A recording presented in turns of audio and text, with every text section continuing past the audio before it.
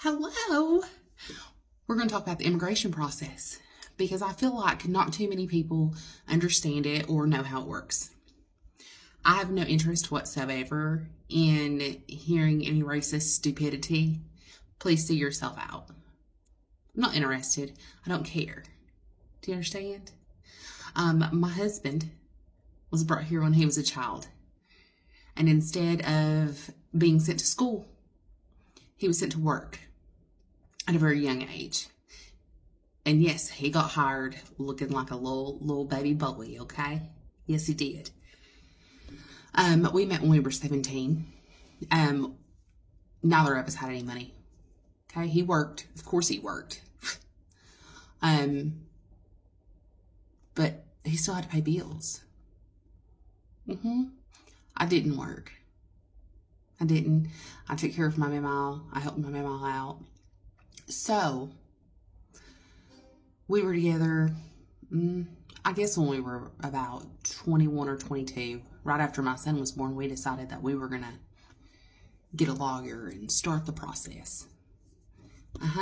This is 2013.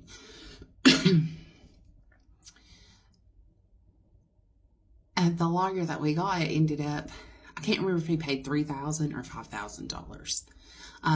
But she ended up skedaddling. We couldn't find her. She stopped returning the calls, went to the office. The whole office was shut down.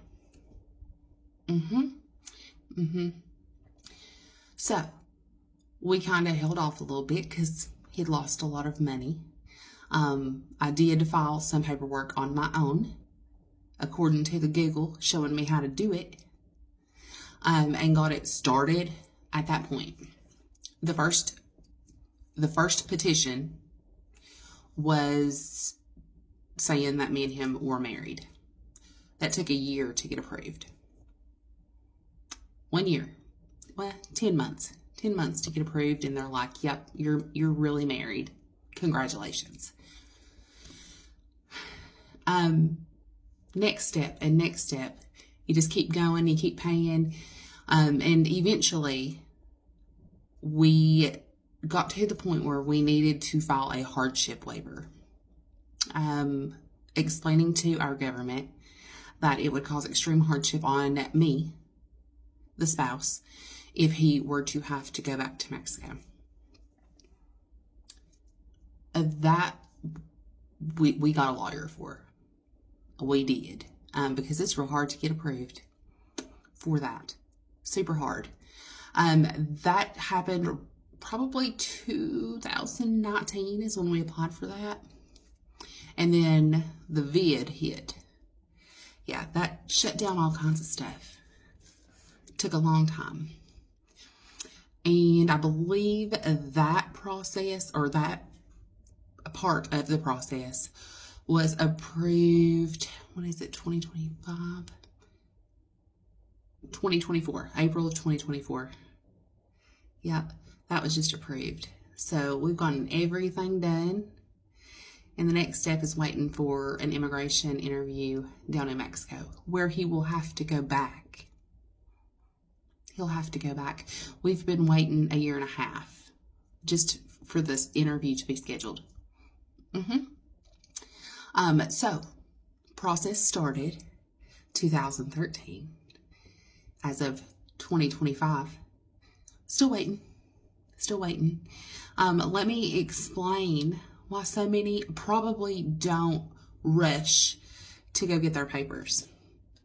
1, it's expensive. 2, it's hard to find a lawyer that you can trust and is not going to take your money. And 3, the very last step is they have to go back to their home country and do an interview. That's scary. That's scary for me. It's scary for my children. It's scary for my husband. Because if they say no, he's there. He's there, and he's spent all this money, and what the crap, you know? So I'm sure that spooks a lot of people off. I know that it kind of does us, but he wants to own a business and he wants to do it the right way. So here we are attempting to do it and just waiting and waiting. But I just felt like I needed to come on here and try to explain a little bit. I didn't go into details because every immigration case is different. Every person is different. But for us personally, he is not a DACA recipient because he did not go to school here. He was immediately put into the workforce and just worked.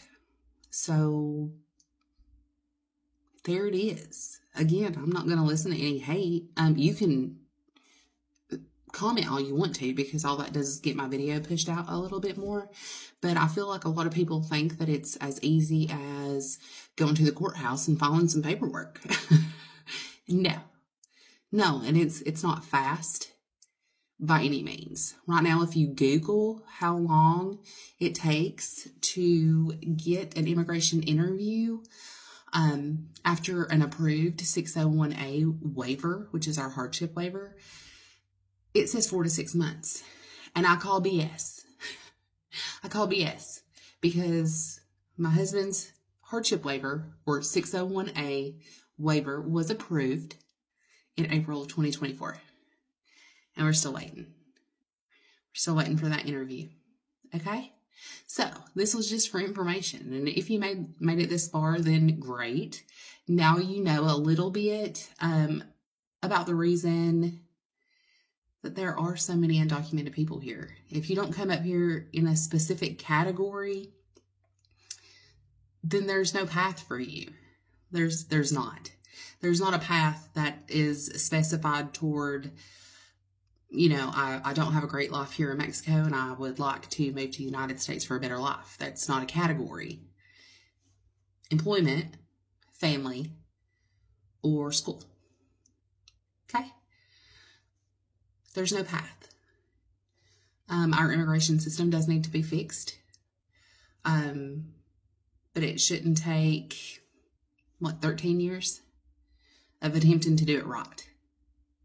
And thousands of dollars and just waiting. So there's that. If you have any questions that I might be able to answer for you, I'll do my very best. I'm not an immigration lawyer or an expert, but I will tell you, I have read and read and read and read, okay, over all of these years. So I hope y'all have a good evening. Bye.